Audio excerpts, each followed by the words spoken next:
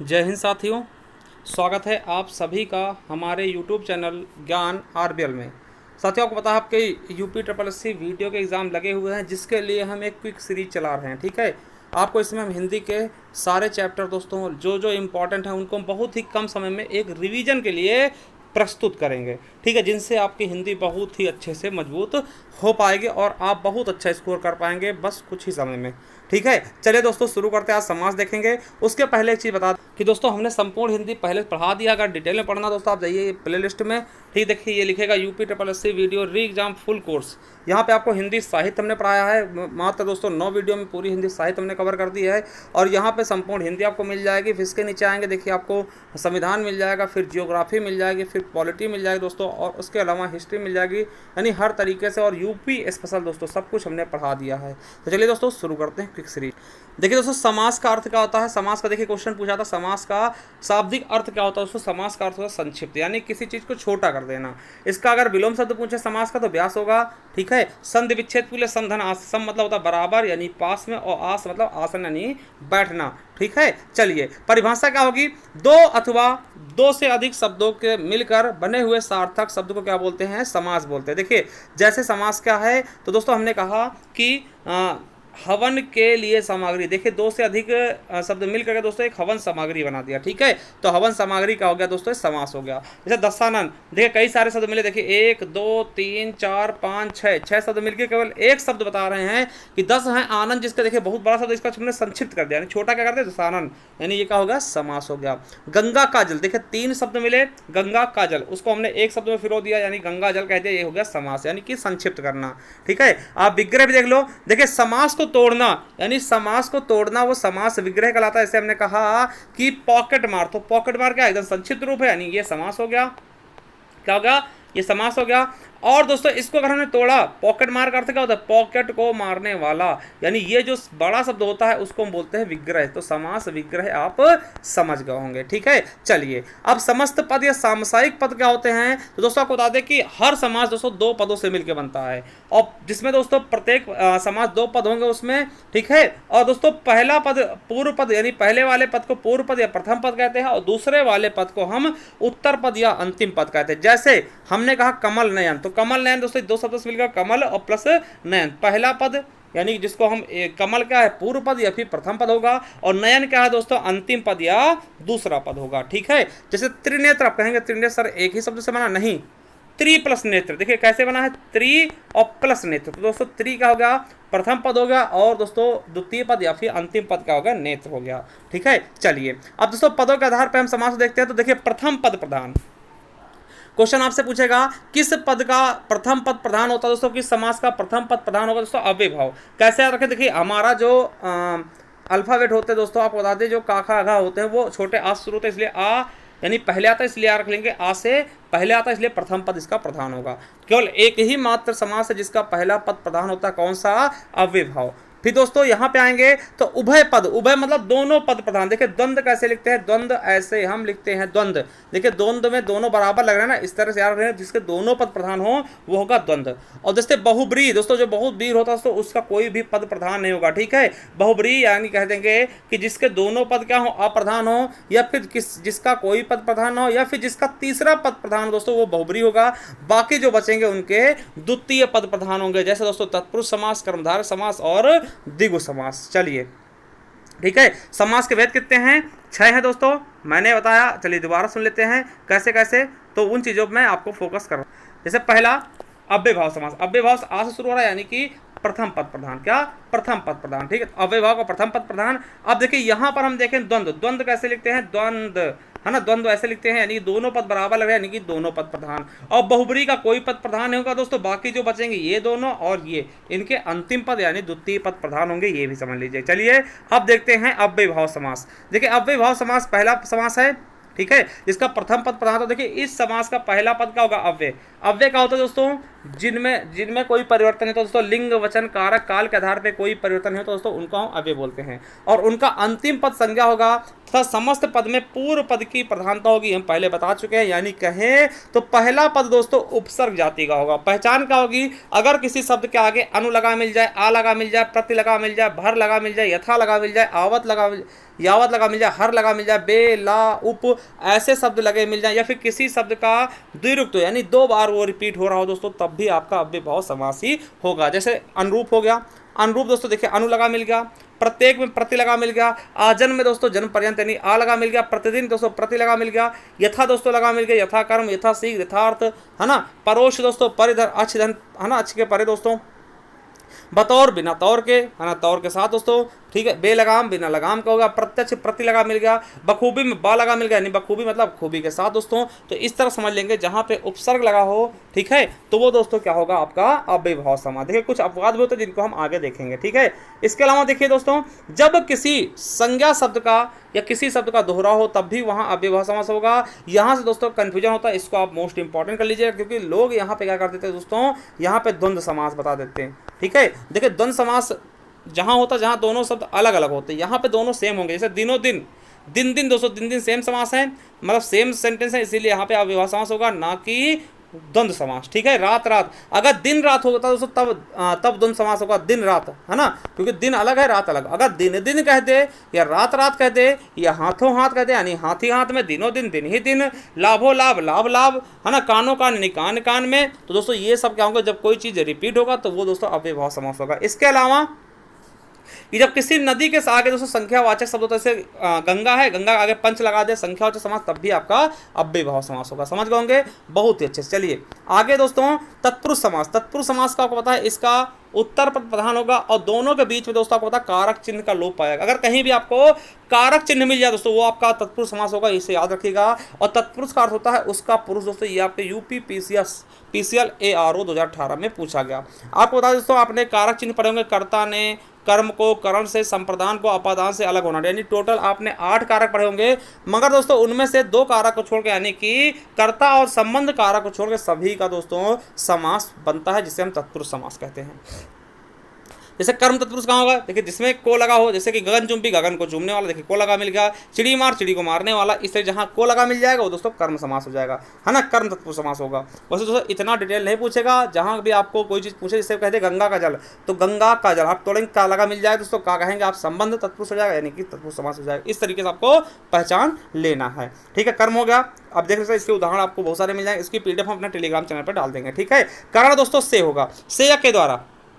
अब जैसे रस भरा, तो रस से भरा दोस्तों, से लगा मिलकर कारण तत्पुरुष, है ना। मददाता, मद से माता, है ना, मद माता। मुंह मांगा, मुंह से मांगा। रेल यात्रा, रेल से यात्रा, है ना। तो देखिए यहाँ पर से या के द्वारा दोस्तों, जैसे द्वारा दोस्तों कहाँ पर, सूर रचित, यानी सूर द्वारा रचित, ठीक है। तो ये दोस्तों यहाँ पे आपका हो जाएगा, ठीक है। चलिए संप्रदान क्या होता है दोस्तों, संप्रदान का क्या होता है, जहाँ पे के लिए आएगा, तो संप्रदान को जहाँ देखते हैं जैसे कि हथकड़ी, हाथ के लिए कड़ी, देखिए क्या आ गया ना, तो हाथ के लिए कड़ी, यानी कि संप्रदान तत्पुरुष कारक, ठीक है। बलि पशु दोस्तों, तो बलि के लिए पशु जाएगा, के लिए आ गया। रेल भाड़ा, रेल के लिए भाड़ा। परीक्षा भवन, परीक्षा के लिए भवन। तो इस तरीके से आप इनको देखेंगे दोस्तों, तो यहाँ पर आपका ये हो जाएगा, ठीक है। अपादान तत्पुरुष का दोस्तों, जहाँ पे कोई चीज देखिए से तो आएगा मगर अलगाव के विधि में होगा, जैसे धनहीन, देखिए से तो आया, यानी यहाँ पे करण भी हो सकता था, मगर दोस्तों ये धन से हीन, यानी धन उससे अलग हो गया तभी तो धनहीन हुआ है। पथ भ्रष्ट, यानी पथ से वो भ्रष्ट हो गया दोस्तों, तभी तो वो अलगाव हुआ है, यानी कि अलगाव हुआ, यानी कि अपादान तत्पुरुष, ठीक है। ऋण मुक्त, यानी ऋण वो मुक्त दे चुका, ऋण से अलग हो चुका दोस्तों, ऋण समाप्त हो चुका, इसलिए दोस्तों यहाँ भी अपादान तत्पुरुष होगा, ठीक है। इस तरीके से समझ लेंगे, ठीक है। चलिए उसके बाद दोस्तों आपको बता दें कि अगला दोस्तों जो है आपका संबंध तत्पुरुष। संबंध में दोस्तों क्या होता है, काकी के लगा होगा, ठीक है। चलिए जैसे अन्नदाता, अन्न का दाता। चंद्रोदय, चंद्र का उदय। राज्यादेश दोस्तों, राज्य का आदेश। मंत्री परिषद, मंत्रियों की परिषद। हिमालय, हिम का आलय। कन्यादान, कन्या का दान दोस्तों, जहां का की के ऐसे शब्द आएंगे वो आपके संबंध तत्पुरुष समास हो जाएंगे, ठीक है। समझ गए होंगे दोस्तों। अब अधिकरण क्या होता है दोस्तों, में पर लगा होगा बीच में, जैसे पुरुषोत्तम, पुरुषों में उत्तम। मुनिश्रेष्ठ, मुनियों में श्रेष्ठ दोस्तों, में आ गया, तो ये आपका अधिकरण तत्पुरुष होगा दोस्तों। इसके उदाहरण और भी आप देख लीजिएगा। चलिए इसके बाद दोस्तों चलिए आगे देखते दोस्तों, एक नए तत्पुरुष होता है दोस्तों। नए में क्या होता है, जिस समास के पूर्व पद में निषेध सूचक या फिर नकारात्मक शब्द आ, अन या ना या फिर ना, गैर ऐसे शब्द लगे हों दोस्तों, नए तत्पुरुष होते हैं। जैसे कि अधर्म दोस्तों, अधर्म, आ मतलब नहीं, धर्म इस धर्म, है ना। अनावश्यक यानी ना आवश्यक, जब आ लगा मिल जाए, देखिए बड़ा आ नहीं छोटा आ लगा मिला, ठीक है, तो ऐसे सेंटेंस समझ लीजिएगा। चलिए अब आगे देखते हैं अगला समास। अगला दोस्तों द्विगु समास। द्विगु समास देखिए, द्विगु का अर्थ होता है दो गायक समूह। देखिए द्विगु, देखिए कैसे लिखते हैं, द्विगु, देखिए द्वि शब्द आ रहा है, द्वि मतलब संख्या अर्थ, याद रखिएगा, इसी से याद रखिएगा जिसका पहला पद क्या हो संख्यावाची और समाहार का बोध हो और तीसरा अर्थ ना निकले दोस्तों, वहां पे आपका द्विगु समास होगा। जैसे त्रिफला, तीन फलों का समाहार, हल्ला हर्रा बहर्रा, है ना, आंवला हर्रा बहर्रा दोस्तों, है ना। चौराहा, चार राहों से, देखिए आपने चौराहा देखा होगा, इधर से राह जाती, इधर से दोनों काटती, एक ये रास्ता होगा, एक ये एक ये एक ये, तो इसको चौराहा बोलते हैं, चार राहों का समाहार। अठन्नी, आठ आनों का समाहार, यानी कि पहले दोस्तों क्या होंगे कि संख्यावाचक समास होंगे, संख्यावाचक शब्द होंगे। देखिए नवग्रह, तो नवग्रह समाहार, ठीक है। अब देखिए इसका कुछ अपवाद भी होते हैं, मैं आपको बता दूं, अपवाद के रूप में मैं आपको गिना दूं दोस्तों, तो आप थोड़ा समझिएगा कि अपवाद के रूप में जैसे कुछ चीजें आपसे बहुत पूछाते, जैसे आपसे कहेंगे हम कि नौजवान, नौजवान, तो नौजवान देखिए यहाँ पे नौ तो आ रहा, मगर दोस्तों ये आपका संख्या नहीं बता रहा, ये आपका उसकी विशेषता बता रहा है, यही कर्म, ये आपका क्या होगा, कर्मधारय समास होगा, ठीक है। नौजवान हो गया,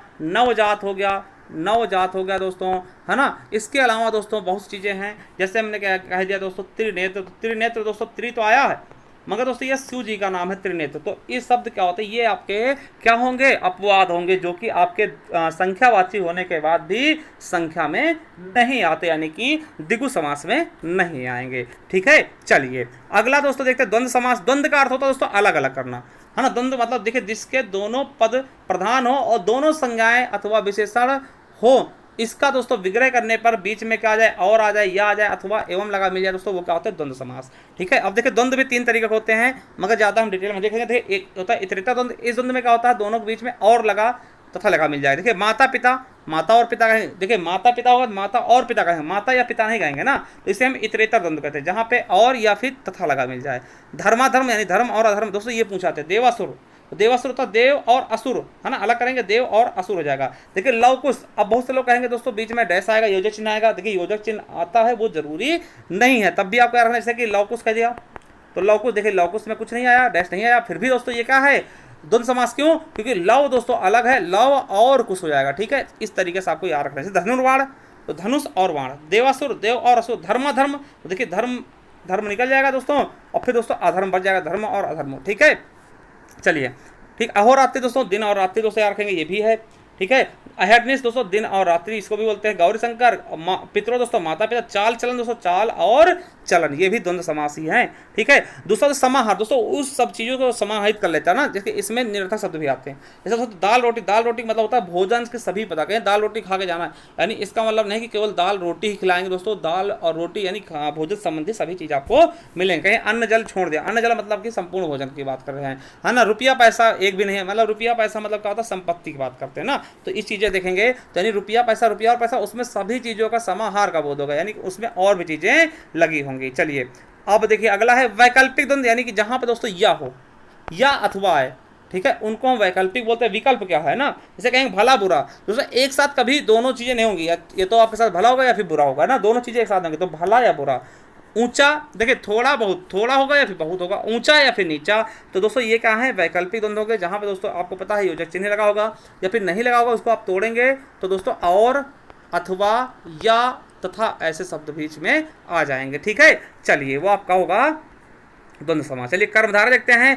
अब देखिए कर्मधारय समास क्या होता है, कर्मधारय समास की याद रखेंगे, यहाँ से क्वेश्चन बहुत आते हैं। देखिए कर्मधारय समास का पूर्व पद क्या होता है, विशेषण, और उत्तर पद विशेष होता है, और प्रथम पद या तो उपमेय होगा और अंतिम पद उपमान होगा। देखिए आपसे पूछेगा कि किस समास में दोस्तों विशेषण विशेष का संबंध होगा, तब आप बताएं किस में होगा, तो कर्मधारय समास का, और पूछेंगे या फिर पूछ सकते हैं कि जिसमें उपमेय और उपमान का संबंध हो, तो दोस्तों वो भी क्या होगा आपका कर्मधारय समास। चलिए विशेषण विशेष वाला देखते हैं। जैसे महात्मा, तो महाधन आत्मा, ठीक है, आत्मा की विशेषता क्या है, महान है, तो महान है जो आत्मा, दोस्तों बीच में क्या लगा आ जाएगा, है जो, ठीक है। अधपका, आधा है जो पका। महाकवि, महान है जो कवि। पीत सागर, पीत है जो सागर। पीताम्बर, पीत है जो अंबर, दोस्तों इस तरह देखिए ये क्या है, जिसमें है जो आ जाएगा वो आपका कर्मधारय समास होगा, ठीक है। इसमें देखिए ये क्वेश्चन आपके यूपी SSC जेल वार्ड वनरक्षक को पूछा गया था। कृताकृत दोस्तों याद रख लेंगे, कृताकृत का होता है किया बेकिया, यानी अर्थात क्या होता है कुछ अधूरा छोड़ दिया गया, दोस्तों ये क्या होगा कृताकृत याद रखेंगे, ठीक है। क्या होगा आपका कर्मधारय। चलिए उपमेय उपमान में दोस्तों आप जानते हैं ना, उपमेय उपमान हरिपद कोमल कमल से ना, वो दोस्तों आपको पता है कि हमने जब आपको अलंकार पढ़ा था तो बताया ना। तो देखिए चरण कमल दोस्तों, चरण के सदस्य कमल है ना, मृगलोचन मृग के सदस्य लोचन दोस्तों, ये भी आपके क्या होंगे, इसी में आएंगे। ठीक है, अब दोस्तों कुछ चीज़ें बता दें। अब देखिए इनको कुछ अपवाद स्वरूप आपको बता दें जिनको आप अक्सर दोस्तों किसमें लगाते हैं, आप अव्ययभाव समझ लेते हैं। क्यों? क्योंकि यहाँ पे उपसर्ग मिल जाता है।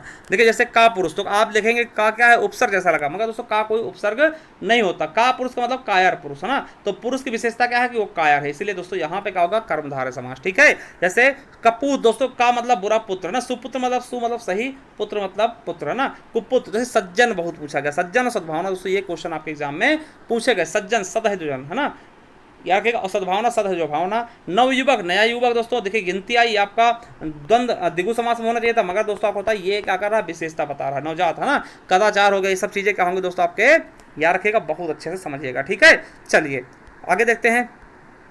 बहुब्रीहि समास, देखिए यहाँ से क्वेश्चन क्या बनते हैं वो बताएंगे आपको।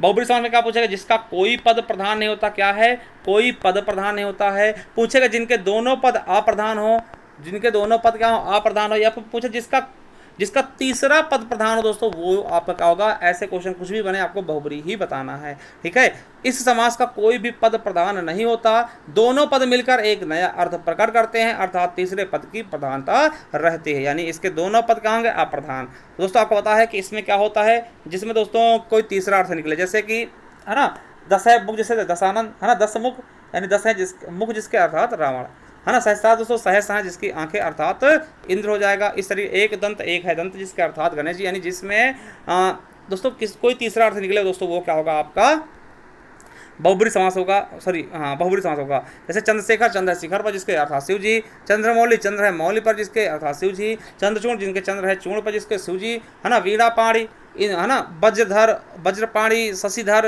गिरधर दोस्तों, ये सब चीज़ें क्या होंगी जिनके कोई अलग अर्थ निकलते दोस्तों, तीसरा अर्थ निकलता, वो आपके बहुब्रीहि समास हो जाएंगे। ठीक है, बहुत अच्छे समझाओगे, कोई प्रॉब्लम ना रही होगी इसमें। अगर कोई प्रॉब्लम है तो कमेंट बॉक्स में कमेंट भी कर सकते हैं। और साथियों मैं तो यही कहूँगा कि आप जाइए हमारे प्लेलिस्ट पर, देखिए यहाँ पे हमने उत्तर प्रदेश 2.0 सीरीज चलाई है।